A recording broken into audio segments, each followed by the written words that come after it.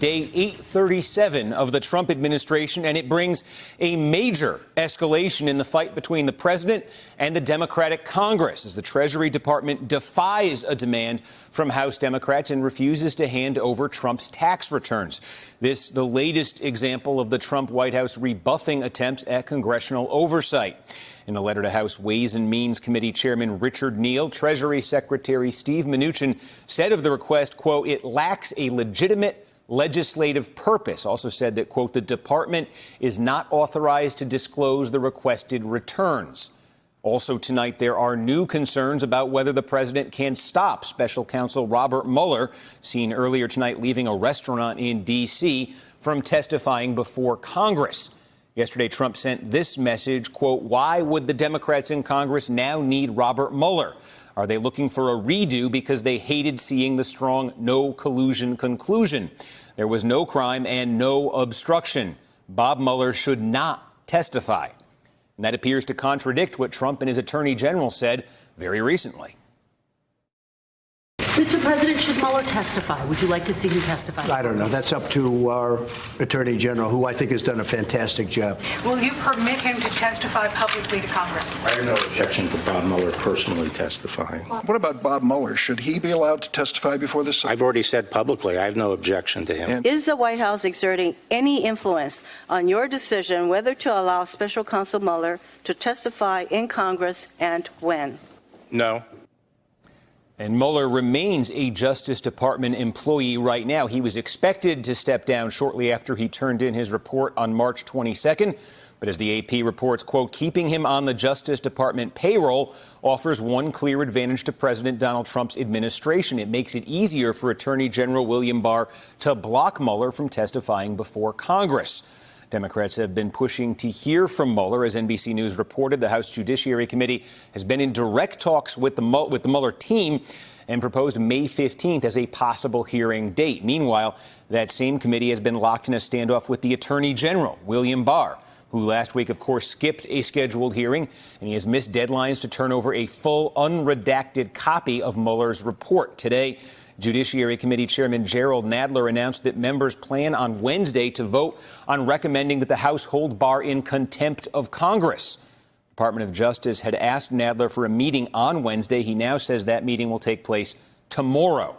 Democrats appear to be getting something of an assist in their battle with the administration over the report from more than 500 former Justice Department officials and federal prosecutors who served in both Democratic and Republican administrations. They have signed a letter saying that Mueller's findings would have produced obstruction charges against Trump if he was not the president. They write, quote, each of us believes that the conduct of President Trump described in Special Counsel Robert Mueller's report would, in the case of any person not covered by the Office of Legal Counsel policy against indicting a sitting president, result in multiple felony charges for obstruction of justice. On the day he released the Mueller report, Attorney General William Barr made a point of recounting a conversation that he had with the special counsel about that OLC opinion. That's the Office of Legal Counsel. On March 5th, we specifically asked him about the OLC opinion and whether or not he was taking the position that he would have found a crime but for the existence of the OLC opinion. And he made it very clear several times that that was not his position. He was not saying that but for the OLC opinion he would have found a crime. He made it clear that he had not made the determination that there was a crime. And Trump appears to have developed a new line of attack aimed at the report and the investigation. This weekend, he retweeted a message from conservative religious leader and ally Jerry Falwell Jr., who had written, quote, I now support reparations. Trump should have 2 years added to his first term as payback for time stolen by this corrupt, failed coup. Trump then echoed that, writing, quote, they have stolen 2 years of our presidency, collusion, delusion, that we will never be able to get back. Here for our leadoff discussion on a Monday night, Ashley Parker, Pulitzer Prize-winning White House reporter for The Washington Post, Sam Stein, politics editor for The Daily Beast, Jill Colvin, White House reporter for The Associated Press, and with me here in New York, Jessica Roth, a former assistant U.S. attorney for the Southern District of New York and now a professor at the Cardozo School of Law at Yeshiva University. Thanks to all of you for being with us. Ashley, let me start with you because there are a number of balls in the air right now when it comes to investigations, oversight, potential hearings here. We have the issue tonight of the tax returns. The Democrats in the House who control the House Ways and Means Committee, they had demanded 6 years of Trump's tax returns. Now you have the Treasury Department saying that's not happening. Potential court fight there. You have the issue of is Bill Barr, the Attorney General, going to be held in contempt of Congress? And then you have the question of whether the administration will block any attempt by the Judiciary Committee to hear from the special counsel, Robert Mueller. My question to you is, among Democrats trying to sort through all of this, is there any sense right now, have they prioritized any of these fights politically and legally?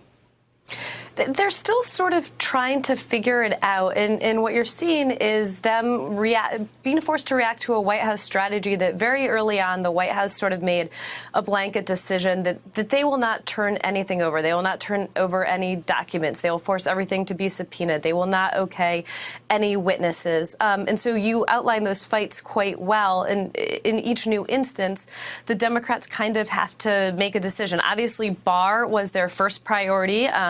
We're now reporting and seeing that they're considering holding Don McGahn in contempt, depending on if he decides to come and testify and provide documents. And so I think you're seeing the Democrats kind of trying to figure out these different tracks. Some of them are happening simultaneously. And then, of course, the committees kind of do have to decide, who are the most important witnesses. Of course, Mueller is a top one. And what are the most important documents? And Don McGahn in his orbit possesses some of what they believe are the most important documents. Okay, now, Jessica, to you on this specific question today of the tax return. So there is this law, I think it was a 1924 law. Essentially, the Ways and Means Committee can request anybody's tax returns. The tax returns are then to be handed over. A select group of members of Congress can review it. Supposedly, they review it privately. Obviously, the expectation here is that in this case, that would somehow leak publicly. This response from the Treasury Department, what do you make of it legally?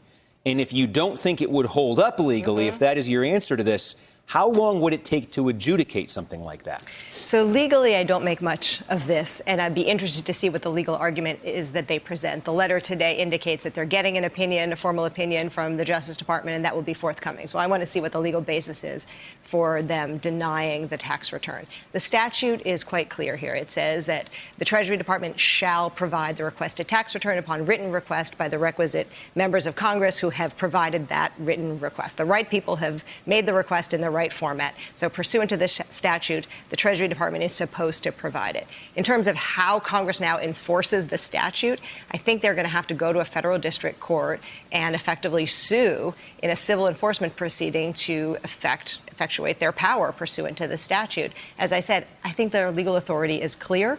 We'll see what the Treasury Department, on behalf of the president, asserts in response. In terms of how quickly this could happen, it strikes me as a purely legal question, so it could be decided fairly quickly by a court. There are provisions for expedited appeal to the District of Columbia Court of Appeals and even to the United States Supreme Court if necessary. So I mean, is it plausibly? Is it something we're sitting here in May of 2019, the election's in about a year and a half? Plausibly, could it all be resolved one way or the other before that election? On this narrow legal issue, I think so, unless the district court finds that there are factual issues that need to be aired. But if it's a purely legal question in terms of interpretation of the statute, then I think it could be done fairly expeditiously if the courts are inclined to deal with it expeditiously. That's going to be in their discretion. Okay, now, Jill, on this other question, we mentioned a number of balls that are in the air right now. This question of Robert Mueller, the special counsel, will he end up testifying in front of Congress, specifically the House Judiciary Committee? You had William Barr there last week saying publicly, go ahead. I hope he does that. I have no problem with him doing that. The president, though, seeming to reverse course in some tweets over the weekend. Now some reporting here. I believe this is from Politico, saying that Trump's advisors are surprised about Trump sending out that tweet. Here's a quote.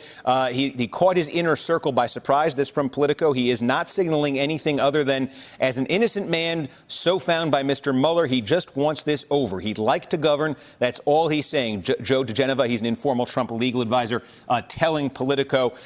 Jill, in terms of what the administration might do to try to block Mueller from testifying, do you have any sense of that right now? Would they say, hey, you're still a DOJ employee and you can't?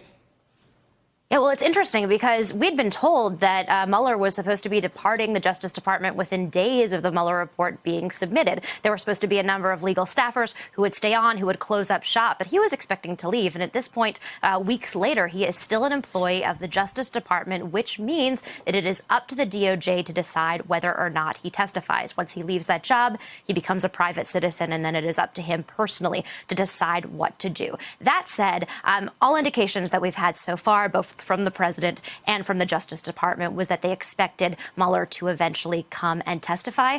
Sometimes you've got the president sort of sits there on the weekends, especially when it's rainy and he can't get to the golf course. And sometimes he lets off steam by tweeting out ideas. You know, he'll retweet, just like he did there to Jerry Falwell Jr., about potentially extending his term 2 years, which is obviously not at all a realistic idea. He'll talk about, well, maybe Mueller shouldn't testify because I want this to be over. We know from our sources at the AP that the president is concerned about the optics of what a Mueller hearing would look like. He doesn't like the idea of all of this attention being put on Mueller, of everyone relitigating the details in the Mueller report, of the idea of you have this person who is very well respected standing up there giving extra gravitas to the details in that report and rehashing them. But from all indications right now, it does sound like eventually he will be allowed to go. And Sam, to the politics of all of this, our new NBC News Wall Street Journal poll, we just came out with this in the last 24 to 36 hours here. Trump's approval rating, as all of this swirls in our poll, up to 46%. It had been 43% the last time we polled this.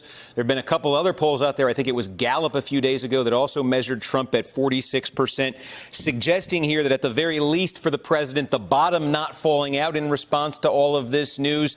You could argue whether he's up at all here. Certainly doesn't look like he is down in any meaningful way. And then you had the president there, as we showed on Twitter, maybe testing out a theme. He's going to press this idea of, hey, my opponents tried to steal 2 years from me with all of this investigation. Does it look to you that that's the card Trump is going to try to play here heading into 2020? Well, it's under the general concept of victimhood, which is the card that he usually and almost always plays. So, yeah, I think you can see that happening. I'm not a poll maven, so I'm not totally sure what is the reason for the uptick, but you can imagine that having the Mueller report actually behind him to some degree does help. And certainly he's engendered some sympathy from Republicans who feel like, yeah, he did endure a very tough 2 years on this matter and to some degree made it through. Now, of course, this is all clouded in legal vagaries and political ones as well.